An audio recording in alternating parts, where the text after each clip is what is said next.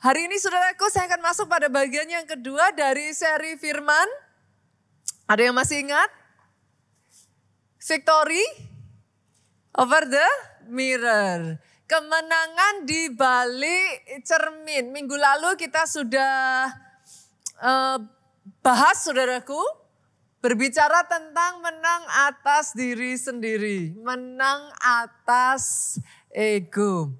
Hari ini saya akan lanjutkan firman Tuhan dengan satu pesan firman yang berjudul Self-control is strength. Pengendalian diri adalah kekuatan. Kekuatan di dalam pengendalian diri, Bapak Ibu. Karena basically saudaraku ada begitu banyak masalah sumbernya, akarnya dari satu hal ini. Gak bisa mengendalikan diri. Kita lihat lebih dulu yuk, kita buka dari 2 Timotius pasalnya yang ketiga, ayatnya yang pertama sampai ayatnya yang keempat. Saya bacakan buat saudara, ketahuilah bahwa pada hari-hari terakhir akan datang masa yang sukar. Manusia akan mencintai dirinya sendiri dan menjadi hamba uang. Mereka akan membual dan menyombongkan diri, mereka akan menjadi pemfitnah. Mereka akan memberontak terhadap orang tua dan tidak tahu berterima kasih. Tidak mempedulikan agama, tidak tahu mengasihi, tidak mau berdamai. Suka menjelekkan orang, tidak dapat mengekang diri, garang, tidak suka yang baik, suka mengkhianat dan tidak berpikir panjang, berlagak tahu, tetapi menuruti hawa nafsu daripada menuruti Allah. Timotius ini saudaraku adalah surat yang ditulis oleh Rasul Paulus kepada anak didiknya. Siapa? Timotius. Siapa Timotius saudaraku? Timotius ini adalah seorang anak muda, tetapi jangan salah. Timotius itu salah satu dari pastor of the biggest church. Gereja terbesar yang ada di zaman itu. Jadi sekalipun dia masih sangat muda, tetapi Tuhan bawa dia, Tuhan pakai dia secara luar biasa. Dan ini adalah nasihat Rasul Paulus sebagai bapak rohani kepada anak rohaninya, saudaraku. Di dalam nasihatnya itu Rasul Paulus kalau saudara lihat di ayat yang pertama, seolah-olah bisa melihat akan datang masa-masa sukar di hari akhir, saudara. Dia sebutkan semuanya di sana, dari manusia mencintai diri sendiri menjadi hamba uang, dan yes, hari-hari ini again and again kita melihat itu.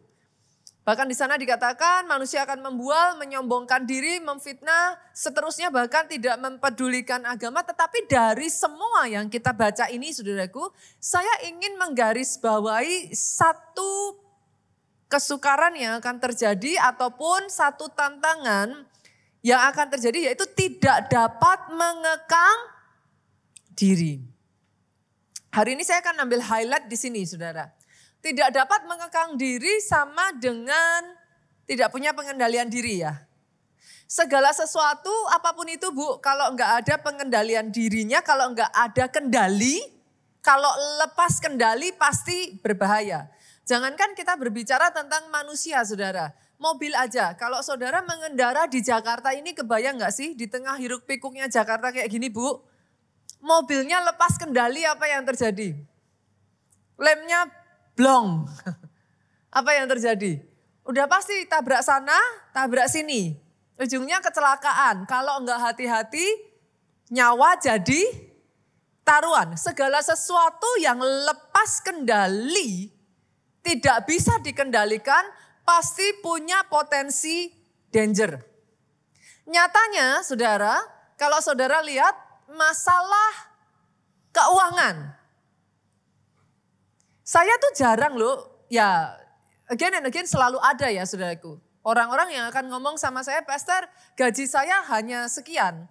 Tapi saya menemukan masalah keuangan pertama muncul itu bukan soal berapa banyak pendapatan saudara. Tapi pelajaran yang pertama adalah berapa banyak pengeluaranmu. Masalah keuangan sering muncul karena nggak bisa mengendalikan keinginan. Mau seberapapun gajinya dari 1 juta lah, 10 juta lah, 100 juta lah, 1 miliar pun. Kalau tidak bisa mengendalikan pengeluaran boncos juga, saudaraku, habis juga. Satu kali saudaraku diadakan satu penelitian terhadap para pemenang lotre saudara. Ada seorang memenangkan lotre di tahun 2002 saudaraku bernama Michael Carroll. Michael Carroll ini memulai hidupnya sebagai pengumpul sampah. Kalau di sana disebutnya binman, saudara. Dia mengumpulkan sampah sampai satu kali, saudaraku, di November 2002, dia memenangkan lotre sebesar 213 miliar. Saya tanya, saudara, kira-kira kalau saudara dapat 213 miliar, kira-kira loh saudaraku bisa bertahan lama enggak, saudara? Sebagian dari saudara kalau kita breakdown ya 213 miliar dalam 1 tahun lah. Kalau saudara terus 10 juta aja sebulan. 1 tahun berapa? 120 juta. 213 miliar habis berapa tahun saudara? Tapi rupa-rupanya saudaraku, tahun 2006 dia dilaporkan bangkrut lalu kemudian kembali hidup sebagai binman. Dibutuhkan waktu berapa tahun? 2002 sampai 2006? Hanya 4 tahun. Mau berapapun saudaraku. Masalahnya seringkali bukan how much you earn. Seberapa yang kau dapat. How much you spend. Masalah relationship, masalah di dalam hubungan. Seringkali juga karena nggak bisa mengendalikan lidah, perkataan. Banyak orang pastor, tapi kan saya sudah minta maaf. Puji Tuhan masih ingat minta maaf Pak. Tapi seringkali hati-hati Bapak Ibu. Perkataan yang sudah keluar, sekalinya sudah keluar, tidak begitu mudah saudaraku untuk dilupakan gitu. Jangan pernah lupa saudara diciptakan serupa dan segambar dengan Allah. Perkataan yang sama bisa kau pakai untuk membangun, tapi perkataan kalau enggak hati-hati bisa dipakai justru menghancurkan. Hubungan hancur gara-gara perkataan. Kesehatan hancur. Hari-hari ini Bapak Ibu yang saya lihat orang itu sakit bukan karena kurang makan. Tapi banyak orang sakit karena apa? Kebanyakan makan. Pernah nggak saudara, kalau saudara lihat kalau sehari-hari ya, udah makan pagi, makan siang, apalagi makan siang sama makan pagi tengah-tengah ada brunch katanya. Nanti makan malam. Habis makan malam ada namanya apa lagi? Supper. Nanti masih belum makan subuh saudaraku. Gak habis-habis. Bukannya karena kurang makan. Justru karena kebanyakan makan. Itu sebabnya saudaraku Amsal 16 ayatnya yang ke-32 mengatakan, orang sabar melebihi seorang pahlawan, orang yang menguasai diri melebihi orang yang merebut kota. Kebayang gak Bapak Ibu? Masalah pertama yang muncul terhadap manusia pertama, dosa pertama yang muncul diakibatkan karena apa? Tidak bisa mengendalikan diri. Hawa. Dari semua banyaknya buah-buahan yang ada. Kok ya satu yang gak boleh yang diambil. Balik-balik lagi urusan tidak bisa mengendalikan diri. Kain. Karena tidak bisa mengendalikan iri hati sampai membunuh Habil. Adiknya sendiri. Gehasi Pak. Kebayang gak kalau dari Elia yang udah hebat kayak gitu Pak. Menurunkan api dari langit muncul Elisa. 2 kali lipat lebih dahsyat. Itu turun ke Gehasi harusnya berapa? Betapa dahsyatnya Tuhan bisa pakai. Hancur karena apa Bapak Ibu? Ngeliat Naaman bawa kalau zaman sekarang ngasih ke Elisa persembahan yang mewah saudara. Kalau zaman sekarang branded. Dengan santainya Elisa bilang, ambil, aku enggak mau terima. Naaman bilang, hah? Enggak mau nerima? Sini buat aku saja. Gara-gara itu saudaraku, Naaman kehilangan pengurapan Tuhan atas hidupnya. Sejak dari saat itu kisah tentang Naaman tidak ditulis, kok Naaman saudara. Kisah tentang Gehazi tidak pernah ditulis lagi. Bahkan bersamaan dengan dia mengambil apa yang diberikan oleh Naaman, kusta Naaman turun kepada Gehazi. That's it. Dari kisah-kisah yang kita lihat ini, boleh nggak saya katakan gini? Ternyata Bu, pengendalian diri jadi PR banyak orang. Boleh senggol kiri kanan, sesama biskota dilarang saling mendahului. Balik-balik lagi urusannya bukan yang di luar Bapak Ibu. Tapi menang atas diri sendiri. Aminnya boleh yang paling keras. Sampai-sampai Alkitab mengatakan orang yang menang mengendalikan diri lebih hebat dari orang yang menguasai kota. Sesederhana gak bisa ngendaliin mulut. Sesederhana gak bisa ngendaliin makan. Gak bisa mengendalikan perkataan. Tapi berakibat kehancuran. Hari ini saudaraku, saya ingin mengajak saudara untuk melihat what should we do, apa yang harus kita lakukan. Karena saya percaya atas kehidupan pribadi, lepas pribadi di tempat ini ada rencana Tuhan yang besar. Saya berdoa tidak ada satupun di sini yang berhenti di tengah jalan, Mbak.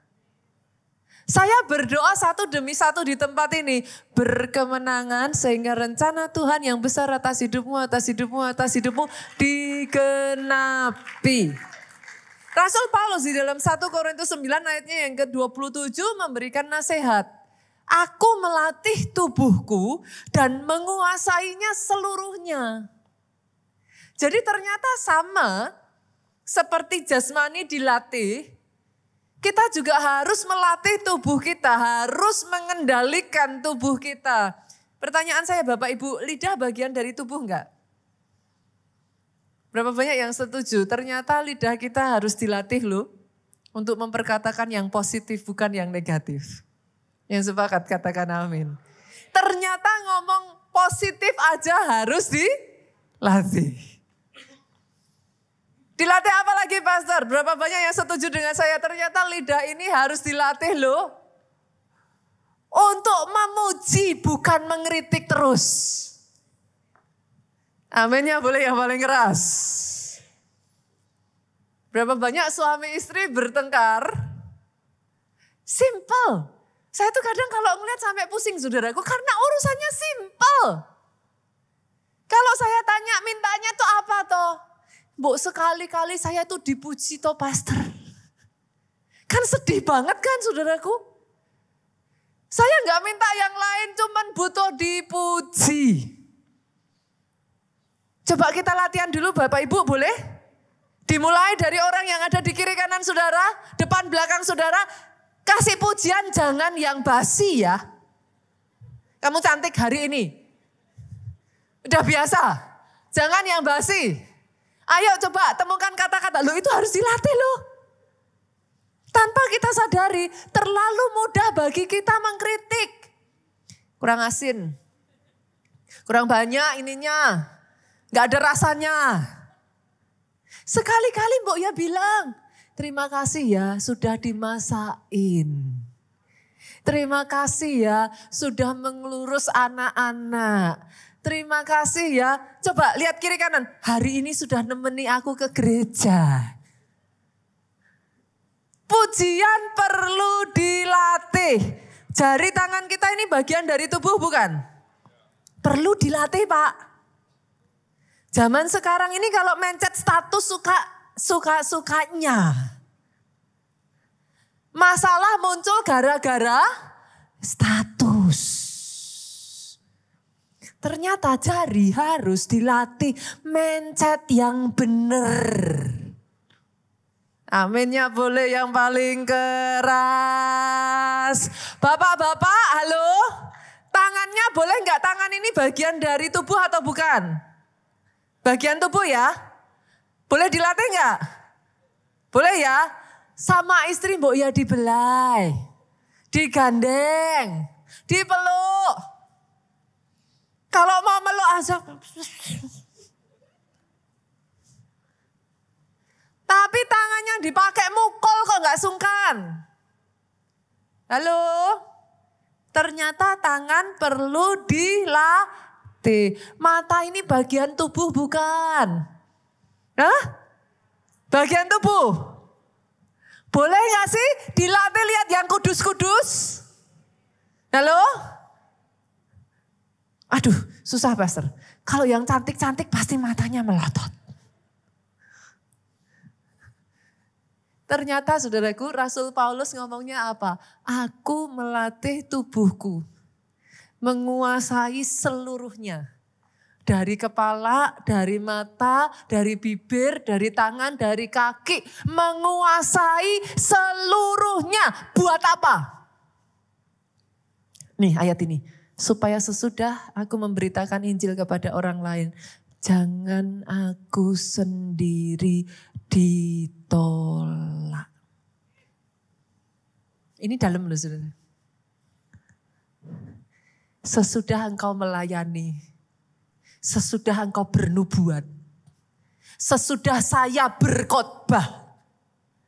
Sesudah singer-singer turun dari panggung. Sesudah teman-teman pemain musik turun. Jangan sampai aku sendiri ditolak. Keras. Karena firman Tuhan ngomong, bukannya orang yang berseru Tuhan, Tuhan. Bukan hanya di gereja, Shalom. Tapi di luar, mereka mendengar perkataanmu, mereka melihat perlakuanmu, caramu berpakaian, caramu berbicara, caramu memperlakukan orang di sekelilingmu, mempermuliakan nama Tuhan. Boleh aminnya yang paling keras. Boleh kita kasih tepuk tangan yang paling meriah. Pastor, apa bisa? Kok kayaknya mulut ini kok seandainya ada gemboknya gitu. Apa bisa? Seringnya sudah ngomong dulu baru sadar. Dalam Alkitab bagian yang saudaraku kita melihat Yusuf. Seorang yang sudah disakiti sedemikian rupa. Tapi berhasil menguasai dirinya dan karenanya melalui hidup Yusuf. Tuhan pakai Yusuf memelihara satu bangsa yang besar. Dia berhasil menguasai kekecewaannya. Dia berhasil menguasai dirinya sehingga dia tidak jatuh dari godaan istri Potifar. Siapa lagi saudaraku? Daniel. Berpuasa justru ketika ditawari oleh raja makanan-makanan yang paling lesat. Kalau Yusuf bisa, Daniel bisa. Senggol kiri kanan, kamu juga bisa. Bisa. Dimulai dari hal yang paling simpel. Menguasai kerakusan dulu. Loh, kok kerakusan pastor? Apa hubungannya? Yes. Kerakusan tidak selalu berbicara soal makanan, namanya yang paling keras. Apa itu kerakusan? Yuk kita lihat dulu. Kerakusan ternyata selalu ingin lebih. Kerakusan never enough, gak pernah cukup. Selalu merasa kurang. Dan ini PR manusia sejak dari manusia pertama dilahirkan. Saya tuh bayangin ya saudara, kalau saudara ada di Taman Eden ya. Itu jumlah tanaman yang ada di dunia saat ini ada di satu taman, ada di satu tempat, saudara. Bisakah saudara menghitung berbagai macam buah yang ada di dunia ini? Hah? Pernah nggak coba hitung, saudara? Buah apa aja? Saya tuh beberapa waktu lalu pergi ke daerah mana lagi menemukan nama buah yang saya nggak kenal. Saya pergi lagi ke daerah lain nemu lagi nama buah lagi yang saya nggak kenal. Pernah nggak ngeh, saudara, betapa kayanya Tuhan kita? Dari tumbuhan yang dimakan buahnya sampai akarnya, ubi. Loh, manusia tuh kan apa nggak amazing? Bukan cuma buah loh yang dimakan, ubi. Ubi itu kan akar. Dari yang sampai batangnya yang dimakan, disesep apa? Tebu. Coba saudara bayangkan, betapa kayanya Tuhan. Tapi terlepas dari segitu banyaknya, yang saya heran, lah kok yang gak dibolehkan cuma itu. Perhatikan saudaraku, manusia bisa sangat serakah loh.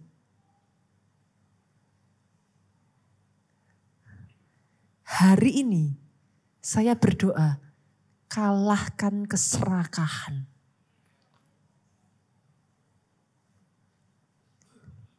Sudah punya istri cantik. Ini kan jagat apa? Netizen Indonesia sedang dihebohkan dengan sangat banyaknya kasus perceraian. Dan semuanya kaget, kenapa? Karena istrinya cantik-cantik. Gak kurang cantik. Yang di luar berpikir seandainya saya secantik. Tapi ternyata saudaraku sudah punya satu, masih butuh dua. Punya dua, butuh tiga. Bicaranya apa? Rakus. Terus caranya apa bisa, Pastor? Saya mengalahkan. Yuk, hari ini kita belajar ya. Apa yang terjadi, doa saya tidak terjadi atas pribadi, lepas pribadi di tempat ini. Bilangan 11. Ayatnya yang ke-32 sampai 34, saudaraku. Di dalam Alkitab sampai ada satu tempat yang disebut namanya Kibrot Ta'awa, saudara. Itu satu tempat di mana didedikasikan bagi nafsu kerakusan, saudaraku. Tempat ini dibuat, saudaraku, karena di sanalah dikuburkan orang-orang yang bernafsu rakus, saudara. Ceritanya seperti ini. Nanti ayat ini tolong disimpan dulu ya multimedia. Thank you so much. Singkat cerita saudaraku, bangsa Israel itu dapatnya mana tiap hari makan mana. Proteslah mereka. Tuhan ya ampun makan kok cuman mana terus. Kami mau daging. Tuhan tuh baik banget saudaraku. Oke, minta daging. Itu orang Israel yang laki-laki aja 600.000 orang loh saudara. Itu ngasih daging kayak apa? Tapi hari itu Tuhan meniupkan angin timur saudara. Sehingga burung-burung puyuh itu berjatuhan, Pak. Sedemikian banyaknya, yuk kita lihat ayat yang ke-32, multimedia boleh naik ke atas. Sama-sama yuk boleh dibaca Bapak Ibu, 23. Lalu sepanjang hari dan sepanjang malam itu, berarti berapa jam? 24 jam ya. Dan sepanjang hari esoknya, berarti berapa jam? 12 tambah 24 berapa? 36 jam orang Israel tidak berhenti. Saudara bisa melihat? Bangkitlah bangsa itu mengumpulkan burung puyuh itu. Setiap orang sedikit-sedikitnya mengumpulkan 10 homer. Nanti saudara cari. 10 homer itu setara dengan 1 ton. Gila enggak saudara? Ayat ini melanjutkan dengan mengatakan kemudian mereka menyebarkannya lebar-lebar sekeliling tempat perkemahan. Lanjut. Selagi daging itu ada di mulut mereka sebelum dikunyah. Jadi kebayang gak saudara? Ini mulut masih ada makanan, masih ada daging semuanya belum selesai dikunyah. Tapi tangan terus mengambil. Begitu rupa kerakusan bangsa Israel hari itu, murka Tuhan bangkit terhadap bangsa itu. Tuhan memukul bangsa itu dengan tulah yang sangat besar. Hari itu saudaraku, habis sekian banyaknya orang hancur gara-gara kerakusan. Itu sebabnya hari ini saya ingin mengajak saudara, yuk kita belajar yuk. Visi Tuhannya besar. Tuhan mau bawa pribadi lepas pribadi di tempat ini besar. Tapi harus tetap punya pengendalian diri. Caranya gimana, Pastor? Caranya kita bisa menguasai diri gimana? Yang pertama yuk, menyadari terlebih dulu bahwa kerakusan hanya akan membawa konsekuensi negatif. Awalnya seru. Pernah ngeliat gak sih saudaraku ketika sel, wah orang itu kayak berbondong-bondong kayak ambil. Pertanyaan saya saudara. Sehebat-hebatnya, sebanyak-banyaknya mobil yang saudara punya. Kan sekali pakai hanya bisa satu tuh Bapak Ibu. Apa bisa satu orang pakai 2 mobil? Naik 2 mobil, naik 3 mobil bersamaan?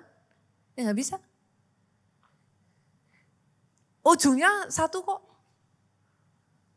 Itu sebabnya kalau nggak hati-hati justru mendatangkan konsekuensi negatif. 3 konsekuensi negatif. Yang pertama, kerakusan mengubah berkat jadi tragedi. Tadi kita belajar dari kisah Kibrot Ta'awa saudaraku. Harusnya berkat besar nggak saudara? Kebayang nggak 600.000 kalau 1 orang 1 ton, berarti itu Tuhan kirimkan berapa banyak itu? Gila kan? 600.000 masing-masing mengumpulkan setidaknya 1 ton. 600.000 ton setidaknya burung puyuh ada di sana hari itu. Menurut saudara harusnya hari itu party atau apa saudara? Pesta. It's a blessing. Kerakusan membuat Pak berkat justru jadi tragedi loh. Menang lotre tagih 213 miliar, harusnya berkat gak Pak? Jadi tragedi. Belajar ya Bapak Ibu ya, sadari dulu, tangkap dulu ini dulu. Ternyata kerakusan bukan berkat, tapi tragedi. Yang kedua, konsekuensinya apa? Bukan hanya kerakusan itu menjadikan berkat jadi tragedi. Kerakusan menghentikan berkat. Singkat cerita saudaraku, this is not the first time. Kalau nanti saudara cukup ini ya, cukup jeli ya membaca Alkitab. Ini bukan kali pertama Tuhan mengirimkan burung puyuh. Buktinya mana Pastor? Yuk Keluaran 16 ayatnya yang ke-13. Tuhan sudah pernah mengirimkan burung puyuh sebelumnya saudaraku. Pada saat itu bersamaan, nanti minta tolong multimedia, kalau saya minta dari pasal 16 ini turun ke ayat di bawahnya ya, sebentar. Saya buka terlebih dulu aja ya saudaraku, supaya memudahkan nanti saya menjelaskan saudara. Di ayat yang ke-13 dikatakan, pada waktu petang datanglah berduyun-duyun burung puyuh yang menutupi perkemahan itu. Ini terjadinya adalah pertama kali bangsa Israel menerima mana saudara. Pada waktu pagi terletaklah embun sekeliling perkemahan itu, lihat. Embun itu, setelah embun itu menguap, tampaklah pada permukaan padang gurun sesuatu yang halus. Sesuatu yang seperti bersisik, halus seperti embun beku di bumi. Ketika orang Israel melihatnya, berkatalah mereka seorang kepada yang lain, apakah ini? Sebab mereka tidak tahu apa itu, tetapi Musa berkata kepada mereka, inilah roti yang diberikan Tuhan kepadamu menjadi makananmu. Ini pertama kalinya mana diberikan. Dan mereka menyebut itu roti surga. Pada saat pertama mana diberikan, sorenya Tuhan kasih daging. Yang jadi masalah dagingnya berhenti, mananya ada terus. Tapi Tuhan sudah ngasih peraturan. Beginilah perintah Tuhan. Ayat 16, pungutlah itu tiap-tiap orang menurut keperluannya masing-masing. Kamu boleh mengambil untuk seisi kemahmu, segomer seorang menurut jumlah jiwa. Sudah ada aturannya ya saudaraku. Yang saya heran, Tuhan itu udah ngajarin. Kalau ngambil lebih, apa yang terjadi? Lihat ini saudaraku. Ayat 18, ketika mereka menakarnya dengan Gomer, maka orang yang mengumpulkan banyak tidak kelebihan. Orang yang mengumpulkan sedikit tidak kekurangan. Tiap-tiap orang mengumpulkan menurut keperluannya. Musa berkata, seorang pun tidak boleh meninggalkan daripadanya sampai pagi. Ayat 20, tetapi ada yang tidak mendengarkan Musa dan meninggalkan daripadanya sampai pagi. Apa yang terjadi? Lalu berulat dan berbau busuk. Kenapa Tuhan sangat benci keserakahan? Nanti yang posisi yang berikutnya saya bukakan ayatnya. Tuhan tuh benci sekali keserakahan. Kenapa? Karena keserakahan itu sebenarnya sign of distrust. Manusia maunya aman Bu. Disuruh Tuhan ngumpulin sehari cukup untuk sehari. Ngumpulinnya untuk setahun. Maunya lebih kan? Itu sebabnya Yesus ngajarin doa Bapa kami gimana? Berikanlah pada kami makanan kami secukupnya. Keserakahan bukan hanya menjadi tragedi, tapi menghentikan berkat. Sudah terjadi loh saudaraku. Harusnya mereka ingatkan kejadian itu. But no, they forget. Mereka alih-alih mengumpulkan satu orang 1 ton. Bapak Ibu coba yuk kita berhitung yuk. Dalam 1 hari saudara 1 orang bisa makan daging berapa kilo sih? 5 kilo bisa habis? 1 kilo aja saudara-saudara yang makan wagyu lah. Rata-rata porsi 1 orang tuh kurang lebih 200 gram. Itu aja kita udah kenyang-kenyang. Saudara mau tambah lah sampai berapa? 300 gram, 500 gram itu udah kayak yang gitu. Enak jadi gak enak lagi saudara. 1 ton itu 1000 kilo loh. Dalam 1 hari 1 kilo aja saudaraku, enggak usah 200 gram lah. 1 kilo 1 hari 365 kilo dalam 1 tahun. Itu daging untuk 3 tahun lebih Bu. 1 ton. Kebayang gak? Tapi bukannya ada blessing di situ. Halo, bekerja keras harus. Tapi bekerja keras tidak untuk menghancurkan dirimu sendiri. Keserakahan ujungnya hanya akan menghentikan berkat.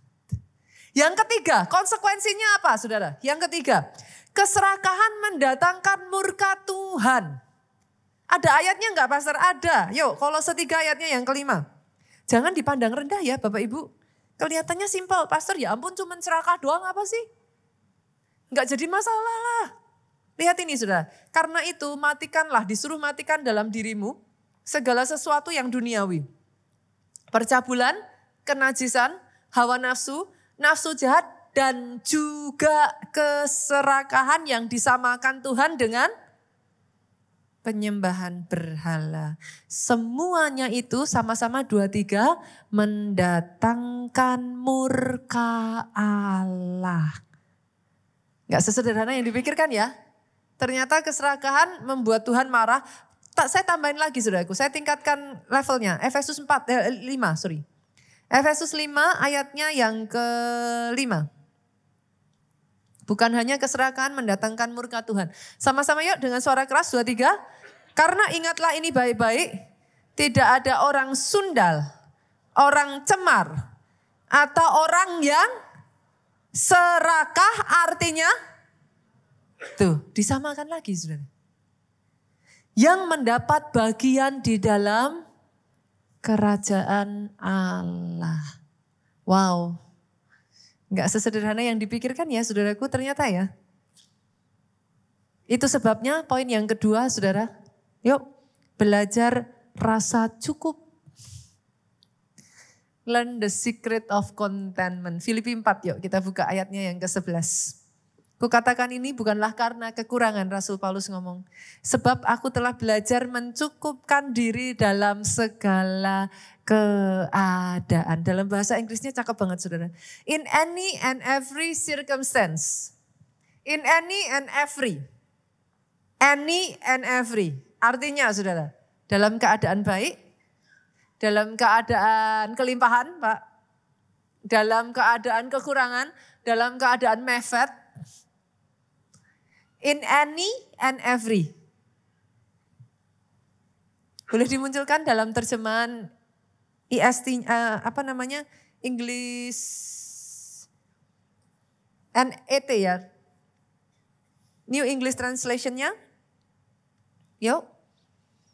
I have learned the secret of contentment. Aku belajar rahasia mencukupkan diri. Kenapa saudaraku? Karena ternyata banyak orang belajar rahasia sukses. Banyak orang tercari belajar rahasia kaya. Rahasia berhasil. Boleh catat ini Bapak Ibu? Bukan itu yang membuat engkau bahagia. Ternyata yang membuat bahagia rahasia mencukupkan diri. Dan musuh paling besar dari yang satu ini ya saudaraku, membandingkan diri dari orang dengan orang lain. Zaman sekarang ini zamannya sosmed. Scroll. Aduh enak ya, punya mobil bagus, rumah bagus. Saya tuh kadang tuh gak habis pikir ya saudara. Orang zaman sekarang tuh mau makan aja susah. Makan gak boleh disentuh, difoto dulu saudara. Saya tuh kadang bingung gitu. Makan kenapa sih gak makan aja gitu. Enggak saudara, makan belum disentuh, ditata-tata saudara. Foto dulu mau makan, terus ya apa gitu. Nanti orang lain lihat apa yang saudara makan, seandainya aku bisa makan yang seperti itu. Lihat saudara berdiri di depan mobil, padahal ya bukan mobilnya kan. Zaman sekarang, saya tuh pernah baca satu artikel mengatakan saudaraku ada kamar hotel, itu yang disewakan bukan per malam tapi per jam. Loh saya bingung, kamar hotel kok disewakan per jam? Kenapa nih? Ternyata disewakan bukan yang aneh-aneh saudara, buat foto. Foto di kamar yang mewah, foto di lagi duduk minum teh, foto di ruangannya, foto di area hotelnya. Disewakan hanya untuk foto. Padahal cuma 2 jam, habis itu bye-bye saudaraku. Tapi saudara berpikir enak ya hidupnya ya, bisa tinggal di hotel semewah itu. Bawa tas branded, saudara bilang wah enak ya, bisa beli tas semahal itu. Padahal setelah itu dikembalikan lagi saudara, cuma sewa. You never know. Kita hidup di dalam dunia yang saling membandingkan satu dengan yang lain. Boleh gak sih hari ini bersyukur yuk dengan teman yang Tuhan berikan di samping kiri kananmu. Katakan sama kiri kananmu, kamu boleh nyebelin tapi kamu tetap temanku. Bersyukur. Yang datang dengan suami atau istrinya boleh gak sih pegang kamu istri yang terbaik. Pak, kamu suami yang terbaik. Biar nyebelin papa tetap yang terbaik. Kok ditambahin pastor? Bersyukur saudaraku. Boleh gak juga yuk bersyukur dengan gereja yang Tuhan sudah berikan. Aminnya boleh yang paling keras. Kalau mau tepuk tangannya yang paling meriah. Bersyukur dengan rumah yang Tuhan berikan. Sekalipun masih kontraan. Bersyukur dengan kendaraan yang Tuhan berikan. Berjalan pun puji Tuhan. Senggol kiri kanan, katakan sehat Pak. Coba yuk saudaraku, pelan-pelan kita belajar, boleh Bapak Ibu? Lihat sekeliling dan hitung satu persatu yuk. Hitung berkat satu persatu. Satu demi satu.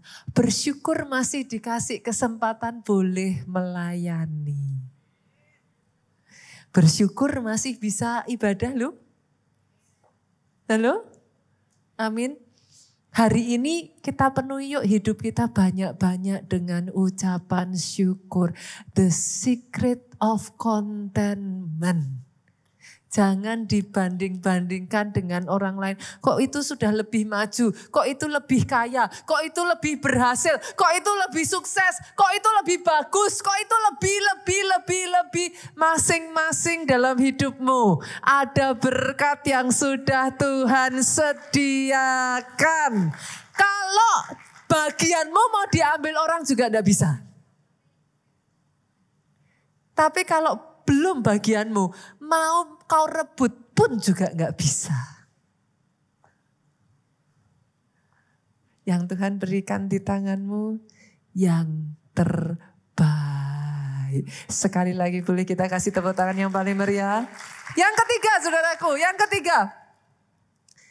Rahasia untuk melatih diri kita. Lakukan latihan rohani. Ternyata sama seperti otot bisa dilatih. Roh bisa dilatih untuk mengalahkan daging. Loh benar. Roh bisa dilatih saudaraku untuk mengalahkan daging. Saya bagikan 3 latihan roh boleh? Belum tentu saudara senang loh. Enggak apa-apa nih? Hah? Beneran? Masih sayang saya nanti? Yang pertama, puasa. Loh latihan, itu latihan roh. Kalau saudara mau roh saudara bisa ngalahin daging. Latihan nomor 1, yang paling mudah. Kalau saudara bisa nguasai mulut, bisa nguasai makan, tubuh itu bisa dikuasai. Saudara. Puasa. Puasa. Senggol kiri kanan, kapan terakhir puasa? Ayo puasa, benar saudaraku. Bahkan puasa secara kedokteran medis itu sangat sehat untuk tubuh. Rahasia pertama, saudara mau mengendalikan diri dari yang masuk di mulut ini. Bagi saudara yang belum pernah puasa, pastor ya ampun puasa itu berat sekali. Betul saudara. Saudara mau tahu bagaimana daging itu real? Perhatikan puasa hari pertama sampai hari ketiga. Saudara. Itu nanti saudara melihat tanda-tanda telah nyata. Daging saudara akan berusaha ngomong sama saudara, lemes, perut sakit, kepala pusing, bentar lagi pingsan. Harus makan, cepet makan, kamu harus. Itu cara daging untuk bermanifestasi. Dia acting out. Pernah lihat anak kecil acting out? Nah kayak gitu puasa hari pertama saudara. Disuruh itu rasanya badan tuh kayak semua. Pernah lihat gak orang puasa hari pertama pengennya bawaannya marah. Tapi saudara lanjutin ya. Seminggu, 1 bulan. Itu gak makan gak apa-apa kok. Oke aja kok. Bahkan kalau saudara dikasih proporsi makan besar. Perutnya gak bisa. Gak kuat. Senggol kiri kanan lagi. Aku mau puasa. Aku mau belajar puasa. Loh betul saudara. Karena kalau saudara gak latih ya. Ini lama-kelamaan saudara ngerasa gak bisa menguasai dirimu. Kalau pengen makan sesuatu. Itu nanti sampai di satu titik ya. Saudara tuh bisa bayangin loh, hari ini aku mau makan ini, aku mau makan itu, aku mau makan apa. Itu kayak gitu saudaraku, tubuh itu. harus dikendalikan. Puasa. Masih sayang enggak? Hah? Yakin? Sayang tapi enggak mau puasa. Sayang pastor, saya mah sayang aja pastor. Puasa pikir belakangan. Yang pertama puasa ya. Yang kedua, tahukah saudara gimana cara mengalahkan keserakan? Ini saudara enggak akan cinta saya lagi nih kalau saya sebutkan. Belajar berbagi. Loh benar. Learn to share. Musuh terbesar keserakan apa? Apa? Giving. Sharing. Itu musuh terbesar. Manusia sukanya itu melihat ke atas gini terus. Boleh kita uji coba ya Bapak Ibu. Coba boleh gak gini sebentar aja. Gini sebentar aja. Lihat ke atas sudah. Terus jangan turun kepalanya. Terus. Capek gak? Coba lihat ke bawah. Capek mana lihat ke atas sama lihat ke bawah? Cara terbaik saudara belajar mengalahkan keserakan. Belajar melihat yang di bawah. Berbagi. Di gereja kita di Jakarta ini saudaraku. Saya menjadikan rutinitas ataupun keharusan bagi gereja ini setidaknya 1 bulan sekali atau 2 bulan sekali kita harus berbagi. KA Peduli, saudara cek aja deh. KA Peduli itu gak akan jauh-jauh dari 1-2 bulan pasti ada kegiatan. Kenapa? Saya menyadari, lihat ke atas terus ini saudaraku. Apa? Orang Jawa bilang tengeng terus. Tapi kadang kala dibutuhkan untuk kau bisa lihat begini. Baru bisa bersyukur. Saudara datang ke gereja ini masih ada kok yang bisa dicacat. Kursinya kurang inilah, karpetnya kurang apalah, ininya apalah, itunya apalah. Sampai saya datang ke satu gereja namanya gereja pinggir rel kereta. Saudara. Pastor maksudnya gimana? Gereja pinggir rel kereta. Ini relnya, gerejanya di sana. Enggak saudara. Ini relnya, gerejanya di sini. Kebayang enggak? Itu kalau ketahuan satpol saudara. Jadi gerejanya itu cuma terbuat dari papan. Apa sih papan kayak papan ya kardus gitu saudaraku. Disusun, dibentuk kayak semacam ruangan gitu saudara. Itu kalau ketahuan satpol diangkat papannya lari saudara. Beneran. Itu ketika saya melayani teman-teman yang ada di sana ya saudara jujur. Rasanya pengen nangis saudara. Ibu-ibu yang sudah maaf saudaraku sudah lansia. Mereka bisa nyanyi sama-sama. Siapa bilang lansia tidak berguna. Saya tuh dengerin lagunya aja saya nangis. Kerjaan mereka tuh maaf kata saudaraku hanya pemulung sampah. Ketika kami datang ke sana benar-benar sangat terbatas sekali. Tapi di situ ya saudaraku. Mereka bisa tepuk tangan, mereka bisa memuji Tuhan, mereka bisa ngucap syukur. Bapak Ibu loh di sini semua lihat kiri kanan cantik-cantik. Cakep-cakep, keren-keren Bapak Ibu. Kenapa lebih susah bersyukur? Senjata yang kedua ya Bapak Ibu mau mengalahkan keserakan. Yang pertama tadi apa? Puasa. Yang kedua apa? Berbagi.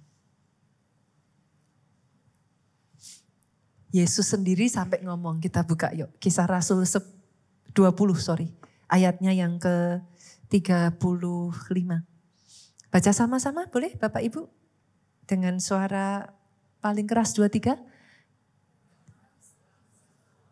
Sudah munculkah? Oh sudah muncul. Dalam segala sesuatu telah kuberikan contoh kepada kamu bahwa dengan bekerja demikian kita harus membantu orang-orang yang lemah dan harus mengingat perkataan Tuhan Yesus sebab ia sendiri telah mengatakan apa? Yesus ngomong apa? Adalah berbahagia memberi daripada menerima. Jadi.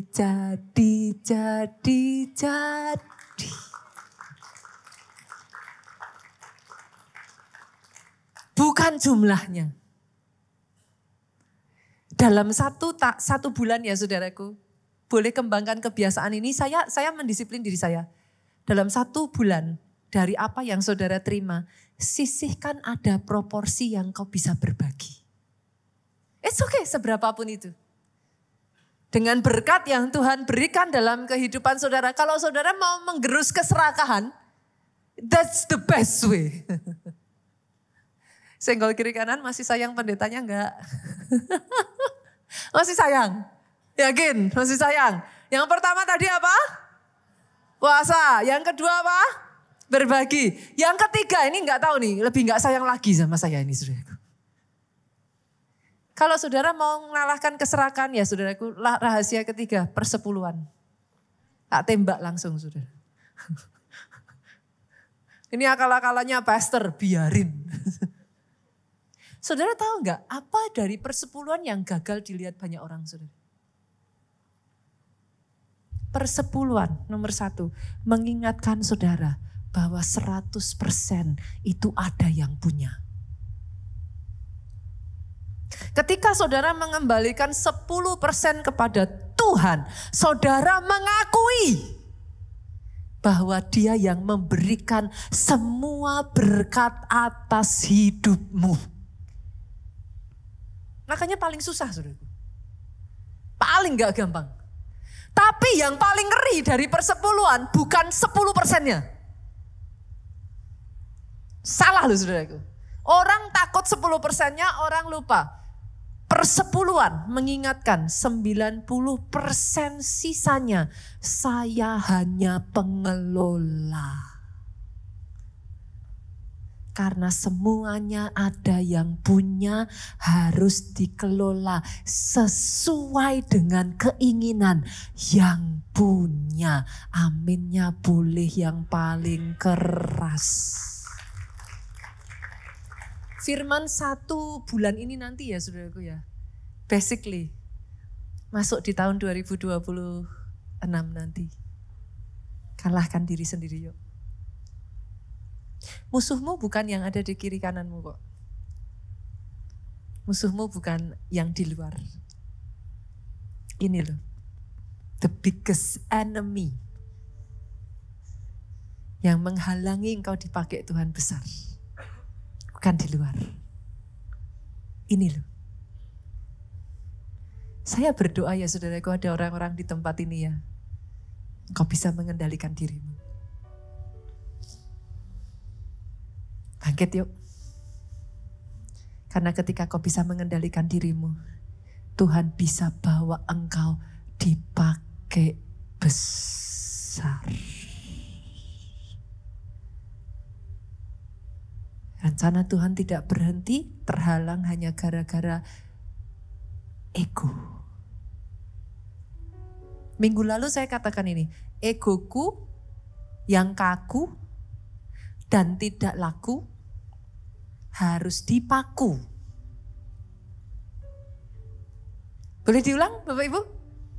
Egoku yang kaku dan tidak laku harus dipaku. Kalahkan dirimu sendiri dan dari situ again and again. From glory to another glory to a bigger glory. Sama-sama bangkit berdiri katakan. Segala perkara dapat ku tanggung di dalam memberi kekuatan. Tuhan Yesus penolong dan sahabat. Tetap percaya Tuhan setia. Apa yang kau lihat saat ini masih kurang ya saudaraku? diinginkan oleh banyak orang di luar sana. Tapi dengan semua yang kau miliki, ada saja yang membuat engkau tidak bisa bahagia. Kejadian kecil dalam kehidupanmu, engkau sudah berkata, kenapa ya hidup susah sekali. Padahal begitu banyaknya berkat, sampai detik hari ini kita ada aja Pak. Isn't it the blessing of God? Kita harus melatih pikiran kita, harus melatih mulut kita, harus melatih tubuh ini sehingga bisa banyak-banyak bersyukur, banyak-banyak berterima kasih sama Tuhan, banyak-banyak lihat sisi baiknya, banyak-banyak lihat yang positifnya. Back again, menguasai diri. Back again, mengalahkan diri sendiri. Lagu ini mengajarkan kita segala perkara dapat kutanggung. Gak ada kok yang gak bisa ditanggung. Bukankah kita punya Dia yang memberikan kekuatan? Sama-sama katakan yuk. Segala perkara dapat kutanggung. Mau baik, mau buruk, mau susah, mau kelimpahan. Dia tidak meninggalkan. Tuhan Yesus penolong dan sahabat. Justru kita belajar tetap percaya Tuhan setia. Segala perkara dapat kutanggung di dalam memberi kekuatan. Tuhan Yesus penolong dan sahabat. Ini yang kami pegang Tuhan. Tetap percaya Tuhan setia. Segala perkara dapat kutanggung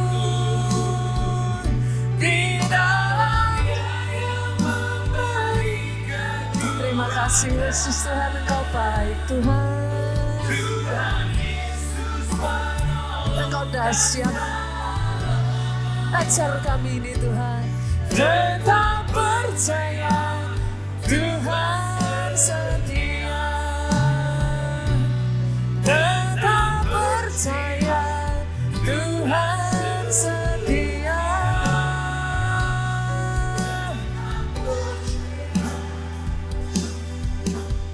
Tuhan